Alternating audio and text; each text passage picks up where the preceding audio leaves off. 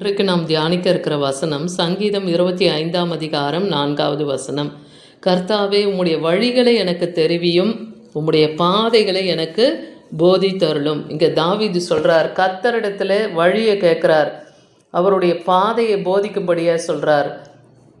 ஏன்னா கர்த்தருடைய வழி எப்படி எப்படி இருக்கும்? நானே வழியும் சத்தியமும் ஜீவனுமாக இருக்கேன்னு சொல்கிறார். அவர்தான் வழி, அவர்தான் சத்தியம், அவர்தான் ஜீவன். அப்போ ஜீவன் அவரிடத்துல இருக்குது இல்லையா? அப்போ அவர் வழியை போதிக்கும் போது, அவர் பாதையை நமக்கு காண்பித்து அந்த வழியில் நம்மளை நடத்தும் போது நமக்கு நித்திய ஜீவன் உண்டு இல்லையா? அப்போ அவர் சத்திய பாதையில் நடத்துவார். அவர் வாயிலிருந்து புறப்படுகிற வசனம் எல்லாம் உண்மையும் சத்தியமாக இருக்குது, அது நீதி நிறைந்ததாக இருக்குது. அதனால் கர்த்தரை நோக்கி இங்கே தாவீது விண்ணப்பம் வைக்கிறான், வழிகளை எனக்கு தெரியும், உம்முடைய பாதையை எனக்கு போதித்தரலும். அப்போ நம்ம நடக்க வேண்டிய வழியை கர்த்தர் காண்பிப்பார். நீ நடக்க வேண்டிய வழியை உனக்கு காண்பிப்பேன், உண்மையில் கண் வைத்து உனக்கு ஆலோசனை சொல்லுவேன்னே சங்கீதம் 32:8 பார்க்குறான். அப்போ அவர் ஆலோசனை கர்த்தராக இருந்து நமக்கு வழியை போதித்தருள்வார். அந்த வழியில் நாம் நடக்கும்போது நாம் பேதைகளாக இருந்தாலும் திசை கட்டு போக மாட்டோம். ஏன்னா நம் கர்த்தரை நம்பும்போது அவர் ஒருபோதும் நம்மை வெட்கப்பட விட மாட்டார். இது தாவீது அறிவே தான் இந்த சங்கீதங்கள்லாம் அவர் எழுதியிருக்கிறார். சங்கீதம் 25:5 அடுத்த வசனத்தில் பாருங்கள், உம்முடைய சத்தியத்திலே என்னை நடத்தி. அப்போ உம்முடைய வழி எனக்கு தெரிவியும்னு சொல்கிறார்ல. இப்போ நான் சொன்னேன் இல்லையா, அவரே வழியும் சத்தியமும் ஜீவனுமா இருக்காருன்னு. அப்போ அவர் சத்தியத்திலே நடத்தும்படியாகவும் போதிக்கும்படியாகவும் தாவீது விண்ணப்பம் வைக்கிறார். நீரே என் ரட்சிப்பு, என் தேவன் உம்மை ரட்சிப்பின் தேவன், உம்மை நோக்கி நான் நாள்தோறும் காத்திருப்பேன், நாள் முழுவதும் நான் காத்திருப்பேன். அப்போ வழியை கர்த்தர் போதிக்கணும்னா தேவ சமூகத்தில் நாம் காத்திருக்கும் போது தான் தேவன் அந்த வழியை நமக்கு போதிப்பார். எப்படி போதிப்பார்? நீங்கள் வசனங்களை தியானிக்கும் போது அப்போ தேவன் உங்களோடு கூட பேசுவார். மெல்லிய குரலோடு மெல்லிய சத்தம் கேட்கும் உங்களுக்கு. அப்படி தேவன் அதற்கான வழியை உங்களுக்கு காண்பிப்பார். அப்போ கர்த்தருக்கு நாம் காத்திருக்கணும்னு தேவனுடைய வழியை இன்றைக்கி தெரிவிக்கிறத பார்க்குறோம். சங்கீதம் 86:11 பார்க்குறோம், கர்த்தாவே உமது வழியை எனக்கு போதியும், நான் உமது சத்தியத்திலே நடப்பேன். அப்போ நீங்கள் வழியை போதித்தா உங்களுடைய சத்திய வசனம் என்ன சொல்லுதோ அதன்படி நான் நடப்பேன்னு இங்கே தாவீது சொல்கிறார். ஏன்னா உமது நாமத்துக்கு நான் பயந்திருக்கேன், என் இருதயத்தை ஒருமுகப்படுத்துங்க. கர்த்தருக்கு பயப்படுகிற பயம் இருக்கணும், அவர் நாமத்துக்கு நாம் பயப்படுகிறவர்களாக இருக்கணும். அன்னைக்கு மனோவாவும் அவன் மனைவியும் கர்த்தருடைய தூதனை பார்க்குறாங்க இல்லையா? அவங்களுக்கு ஒரு பிள்ளையை தரும், பிள்ளை இல்லாத இருந்து அவங்களுக்கு கர்த்தர் ஒரு பிள்ளையை தருவேன்னார். அதை நசரேய விரதத்தோடு காத்து கொள்ளணுன்னார். அவங்க மனைவியை திராட்சை பழம், திராட்சை ரசம், திராட்சை சம்மந்தப்பட்ட எதையுமே அவங்க புசிக்கக்கூடாதுன்னு ஒரு கட்டளையை கொடுக்குறார் இல்லையா?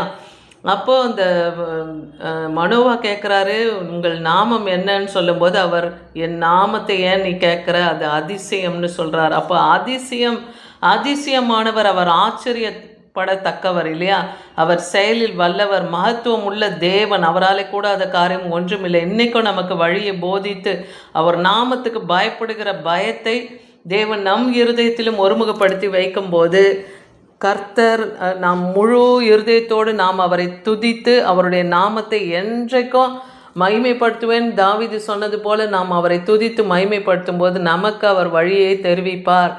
நம்முடைய பிரச்சனை, பாடுகள், போராட்டம், பலவீனங்கள், பிசாசின் போராட்டங்கள், கட்டுகள், தடைகள் உங்கள் வாழ்க்கையில் எதுவாக இருந்தாலும் தேவன் உங்களுக்கு வழியை காண்பிச்சிருவார். அவரை முழு இருதயத்தோடு நீங்கள் துதித்து அவர் நாமத்தை மகிமைப்படுத்தி கொண்டே இருங்க.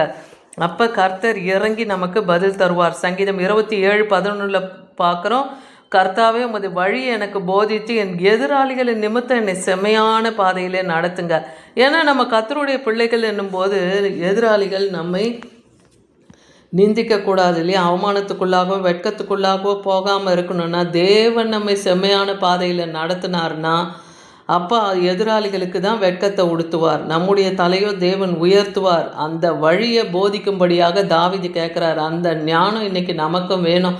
தேவன் நம்மையும் செவ்வையான பாதையிலே நடத்தும் போது எதிராளிகளுக்கு தேவன் ஒரு பயத்தையும் கலக்கத்தையும் கொடுப்பார். சங்கீதம் 143:8 பார்க்குறோம், அதிகாலையில் உமது கிருபையை கேட்க பண்ணும், உம்மை நம்பி இருக்கிறேன்.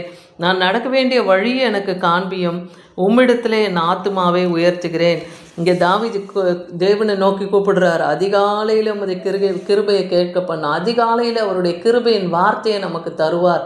ஒரு நாள் அவர் கிருபையினாலே நம்மை தாங்குகிறார். காலை தோறும் அவர் கிருபைகள் புதிதாக இருக்கிறதுனால அவரை நாம் நம்பும்போது அவர் கிருபையை கேட்க பண்ணுவார். நம்ம நடக்க வேண்டிய வழியை நமக்கு காண்பித்து நம்முடைய ஆத்துமாவையும் தேவன் என்ன பண்ணுவார், உயர்த்துவேன்னு அன்னைக்கு தாவீது சொன்னது போல் நம்ம ஆத்துமாவையும் என் ஆத்துமாவையும் தேவனுக்கு நேராக உயர்த்துகிறேன். அப்போ முழு இருதயத்தோடு ஆத்துமா முழு பலத்தோடு தேவனிடத்தில் நம்ம அன்பு கூறணும் இல்லையா? அப்படி நம்ம செய்யும்போது அந்த கிருபையின் வார்த்தையை அதிகாலையில் தேவன் நமக்கு கேட்க பண்ணுவார். சங்கீதம் 119:27 பார்க்குறோம்போது கட்டளைகளின் வழி எனக்கு உணர்த்தி அருளும். தேவனுடைய கட்டளை கற்பனையின்படி அந்த வழியில் நாம் நடக்கும்போதும் தேவனை அவருடைய அதிசயங்களை எல்லாம் வேதத்திலே அவர் செய்த அதிசயங்கள் அற்புதங்களை சொல்லி சொல்லி நாம் தியானிக்கிறவங்களாக இருக்கணும். இஸ்ரவேல் ஜனங்களை செங்கடலை பிளந்து வெட்டாந்தரையிலே, அது நீங்கள் நினச்சி பாருங்கள். வார்த்தையில் நம்ம சாதாரணமாக சொல்லிடுறோம். அந்த நாட்களை நீங்கள் நினச்சி பார்க்கும்போது உங்கள் கண்களுக்கு முன்பாக அது எப்படி அதிசயம் ஆச்சரியமாய் அதை பிளந்து தேவன் வெட்டாந்தரையில் இஸ்ரவேல் ஜனங்களை 6 லட்சத்துக்கும் மேற்பட்ட ஜனங்களை புறப்பட பண்ணினார்னு விசுவாசிங்க. அப்போ அதிசயங்களை எல்லாம் சொல்லி சொல்லி தியானிங்க. சங்கீதம் 5:8 சொல்லுது, கர்த்தாவே என் சத்துருக்களின் நிமித்தம் உம்முடைய நீதியிலே என்னை நடத்தி எனக்கு முன்பாக வழியை செவ்வைப்படுத்துக. என் சத்துருக்கள் கர்த்தாவே அப்போ ஒரு இடத்துல சொல்லுவார், நம்மளோட சத்துருக்களை கர்த்தர் அவருடைய சத்துருக்களாகவே எண்ணுகிறாராம். அப்போ அவருடைய பிள்ளைகளின் சத்துருக்கள் அவருக்கும் தான் சத்துரு. அப்போ இன்றைக்கி நீங்கள் போராட்டம், பிரச்சனை, பாடுகள், நிந்தை, அவமானத்தோடு இருக்கீங்கன்னா கர்த்தர் பார்த்து சும்மா இருக்க மாட்டார் இல்லையா? அவர் என்ன பண்ணுவார், அவர் நீதியில் நடத்தி நமக்கு முன்பாக அவர் வழியை செவ்வைப்படுத்தி கொடுப்பார். அப்பொழுது அந்த சத்துருக்களை எல்லாம் பின்னிட்டு திரும்ப பண்ணுவார். அந்த சத்துருக்களை பின்னிட்டு விழ செய்வார். ஏன்னா துன்மார்க்கனுடைய வழி இருளும் சர்க்குளுமாக இருக்கிறது, கர்த்தருடைய தூதன் அவனை விழத்தள்ளுவானாக என்றே எழுதியிருக்கு. அப்படி தூதன் அனுப்பி அவர்களை விழத்தள்ளுவார். விசுவாசிங்க. யாத்ராகம் 33:13 பார்க்குறோம், மோசே இஸ்ரவேல் ஜனங்களை எகிப்திலிருந்து வழிநடத்துவதற்கு தேவனிடத்தில் தன்னோடு கூட யாரை அனுப்ப போகிறீங்கன்னு சொல்லி கேட்குறாரு. எனக்கு நீங்கள் அறிவிக்கவே இல்லையே, உன்னை பெயர் சொல்லி அழைத்து அறிந்திருக்கிறேன், என் கிருபை உனக்கு போதும்னு நீங்கள் சொன்னது எனக்கு நினைவு இருக்குன்றாரு. அப்போ கர்த்தருடைய கண்களில் அன்னைக்கு மோசேக்கு கிருபை கர்த்தர் கொடுத்தார் இல்லையா? கிருபை கிடைத்ததுனாலே உம்மை அறிகிறதுக்கு, கிருபை கிடைப்பதற்கும் உம்முடைய வழியை எனக்கு அறிவியும். கர்த்தருடைய வழி, இஸ்ரவேல் ஜனங்களை வழிநடத்தணும்னா அதுக்குரிய ஞானத்தை கர்த்தர் கொடுத்து போதித்து அங்கே வழிநடத்தியிருப்பார் இல்லையா? அந்த வழி எனக்கு அறிவியும்னு சொல்லி மோசே தேவனிடத்தில் கேட்குறார். இந்த ஜனம் உம்முடைய ஜனமாயிற்றப்பான்னு சொல்லி தேவனிடத்தில் அவங்களுக்காக அவர் மன்றாடுகிறத பார்க்குறோம். அப்போ தேவனுடைய கண்களில் அவருக்கு கிருபை கிடைத்தது. அந்த கிருபை போதும் அந்த ஜனங்களை நடத்த.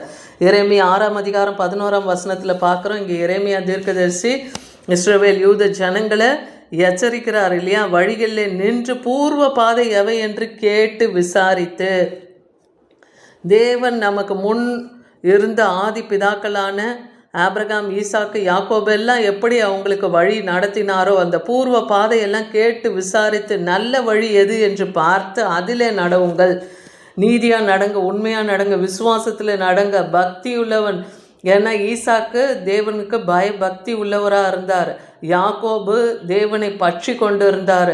அவரை ஆசீர்வதித்தால் ஒழிய உம்மை போக விடமாட்டேன்னு அவர் இரவு முழுதும் தேவனிடத்தில் மன்றாடினதை பார்க்குறோம். அதுபோல் நாமும் நம்முடைய காரியங்களில் சோர்ந்து போகாமல் தேவனிடத்தில் கேட்டு பெற்றுக்கொள்ளணும்.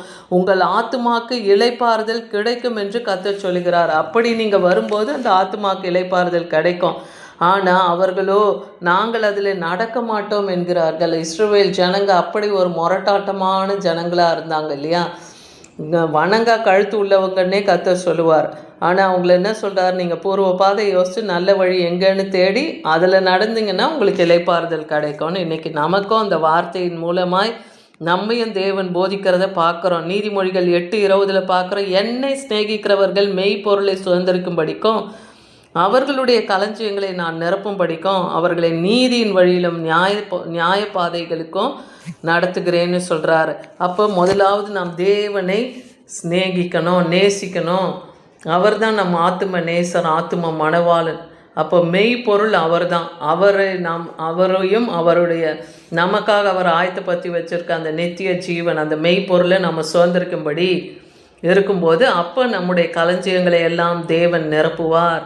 அவர் நீதியின் வழி நியாய பாதையிலே நம்மை நடத்தி நித்தியத்திலே கொண்டு போய் சேர்க்கிற வரைக்கும் நம்மை அவர் கைவிட மாட்டார். அதனால தான் தாவீது சொல்கிறார், உம்மை நம்புகிறவர்கள் யாவரும் சந்தோஷித்து என்னாலும் கம்பீரிப்பார்கள்னு சங்கீதம் 5:11 பார்க்குறோம். அப்போ நீங்கள் அவர்களை காப்பாற்றுவீர். உம்முடைய நாமத்தை நேசிக்கிறவர்கள் உம்மிலே களி கூறுவார்கள். தேவனுடைய நாமத்தை நாம் நேசிக்கணும், அவர் நாமத்தை நாம் போற்றணும், அவர் நாமத்தை நாம் உயர்த்தும் போது கர்த்தர் நம்மையும் களி கூற பண்ணுவார். இன்றைக்கி தாவீது எப்படி தேவனிடத்தில் வழியை தெரிவிக்கும்படியாகவும் பாதையை போதிக்கும்படியாகவும் கேட்டாரோ, அதை போல் சத்திய வசனத்தை தியானிக்கும் போதே உங்களுக்கு வழி பாதையை காண்பிப்பார். அவர் சத்தத்தை கேட்டு அவர் சித்தத்தை செய்யும் போது கர்த்தருக்குள்ளாக நாமும் மன மகிழ்ச்சியாக இருக்க செய்வார். ஆமீன்.